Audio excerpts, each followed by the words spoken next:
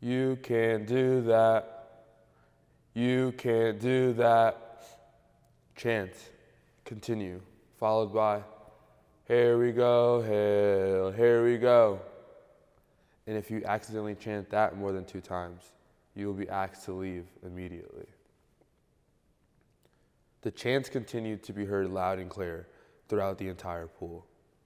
The pack stands, people's faces covered in paint, posters held up, and the bright hill spirit flowing through the air. A feeling that is very hard to describe to anyone who doesn't attend Hill, and especially anyone who hasn't attended a Hill game during Elville week. However, through all the chanting and school spirit in the air, I couldn't find my voice. This day, out of all the days I have been at the Hill, was one of my worst ones so far. My head was pounding, my ears felt clogged, and my vision was a little blurry. Although it felt like symptoms of a cold or illness, that wasn't what it was. Ever since I woke up that morning, it was hard for me to understand why I felt the way I did and what was going on with me. Following the game, a few friends and I thought it would be a good idea to head over to Elena's and have dinner with each other. Feeling how I felt, I figured if I probably ate something, it would help me feel better. We arrived at Elena's after a walk that, to me, felt as if I was going to pass out after every step I took toward our destination.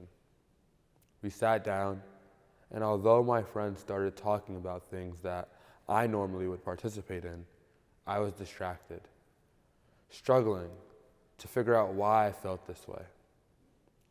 All of a sudden, my phone begins to vibrate.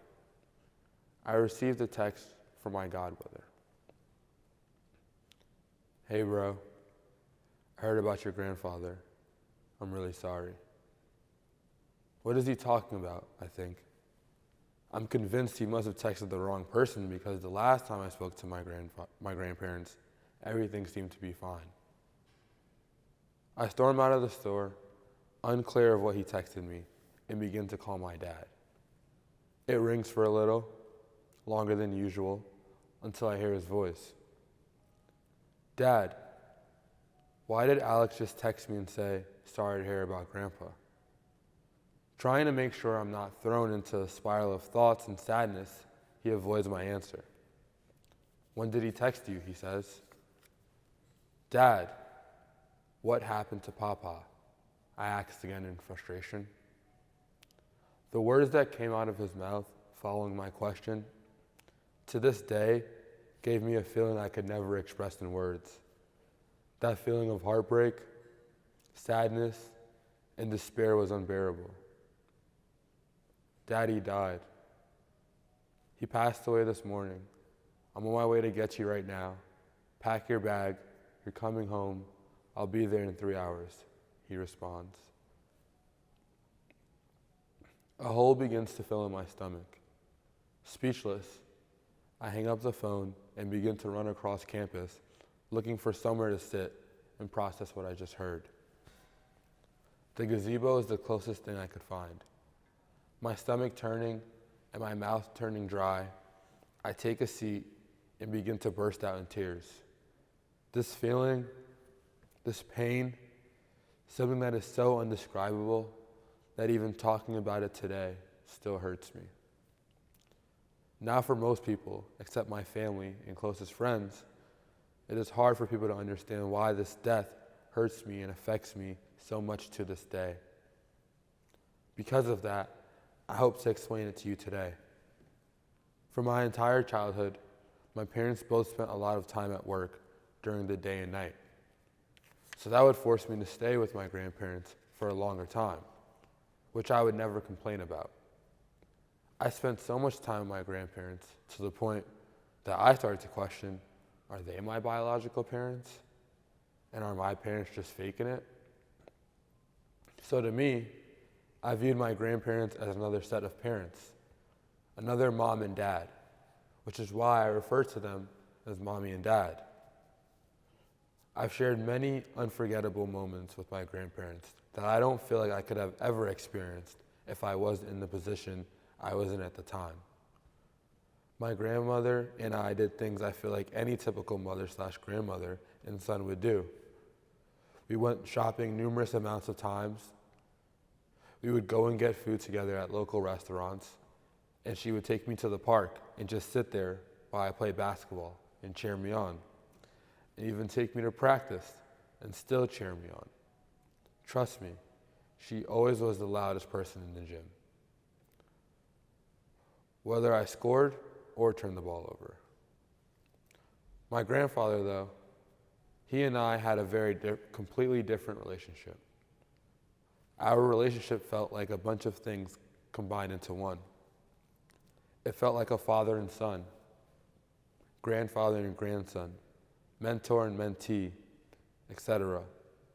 No matter what, I felt like if my grandfather and I weren't up past my bedtime reheating the world-renowned Big Z my grandmother would make, he would be teaching me one lesson about life or talking to me about the Bible. We also did a lot of fun things together. Things like going to my favorite gourmet restaurant next to our house whenever I got out of school, play fighting, and playing one-on-one. Yes, I know what you were thinking. Josh, you must have beaten him every time you guys played. But unfortunately, that is and was never the case. I promise you, he has the best standstill three-pointer you have ever seen. Trust me, he would give Steph Curry a run for his money. For the most part, my grandfather and I had a special bond. A bond I feel like never will be reciprocated with anyone else. His lessons about cleaning up after yourself and making sure to close doors or turn off lights after you turn them on have always resonated with me for my entire life. Today, I am able to see the deeper meaning in them and why he pushed me so hard to understand these lessons. He was showing me, if I start something, make sure I finish it. If I pick something up, make sure I work as hard as I can to accomplish it until I decide to be done with it. Lessons that I feel like I couldn't learn from anyone else. My grandfather is a big part of me and my development and has made up such a tremendous amount of who you all are seeing up here today. My father and my uncle arrive at Hill. My dad hugs me as soon as he sees me. My uncle takes my bags, puts them in the car, and we begin to drive home. Thinking about it today, that drive felt like the fastest drive I have ever had from here to home. Life didn't feel real, and it felt like I couldn't get a grasp on what I heard. I still remember that exact night, laying in my bed, while my head just began to spiral, thinking of memories and remembering my grandfather's voice, and just thinking about what he would have said to me during this time, knowing that it will never be able to be heard again. Through all the pain and high emotions, one thing that felt weird to me was that I didn't want to be home. I didn't want to be in my own bed. I wanted to be at school. I wanted to be back on campus with my friends. I wanted to be back in Gilliston with my team. I just wanted to be back. For some reason, I couldn't understand this feeling at all. I just lost one of the most important people in my life, and yet I wanted to be at Hill, surrounded by this community. From the time I found out about my grandfather to the time I arrived home, I had already received a multitude of missed calls from my basketball coaches, my advisors, and my friends, all checking up on me. When I first heard the tragic news of what happened to my grandfather, I can remember the heartwarming feeling I had when I received calls from my coaches and advisor asking me to come to their house until my father had arrived. The heartwarming feeling I had when some of my best friends found me and helped me get my stuff ready to go home. They made sure my bags were packed and that other things were put away in my room. I received missed texts and calls from people I didn't even talk to as much. Thinking about all of this allowed me to understand that this is why I had that feeling of wanting to be back here. This is why I wanted to come back to school. I knew that I would feel safe here. I knew I'd feel loved here, and I knew I'd feel cared about here. I knew my friends, teammates, advisor, coaches, and teachers wouldn't stop until they put a smile on my face again. I knew they wouldn't stop until they made me feel like I was taken care of. They wouldn't stop until I knew that they all loved me and cared about me. The Hill School is known as the family boarding school, a term that I couldn't really seem to understand why it was given to the Hill. It wasn't until after the death of my grandfather that I could clearly understand why it was called a family boarding school. My first year at Hill was a very odd year. COVID was at one of its peaks, and although Hill was one of the very few schools that were doing in-person classes, it still felt like no one was really here. From the masks, to the required social distancing, to the spread out dining hall seating, even to the small basketball workout groups, it was hard to really get adjusted properly into the community. It felt as if I lived in my own small bubble with my friends. It was harder to venture out and talk to people and build connections. The restrictions on the common room made it hard for me to truly get to know everyone in my dorm. The restrictions on how many people you can interact with and flocks made it hard for me to make new friends. It felt like everyone was sort of distant with everyone, and that as much as I hung out and tried my best to get to know people, I would never end up making that many genuine connections. Coming into my fifth form year, it added a completely new and different perspective. I was able to be in a room with more than just one person. I was able to work out with my entire team whenever I wanted. I could eat with more people. I could hang around more people.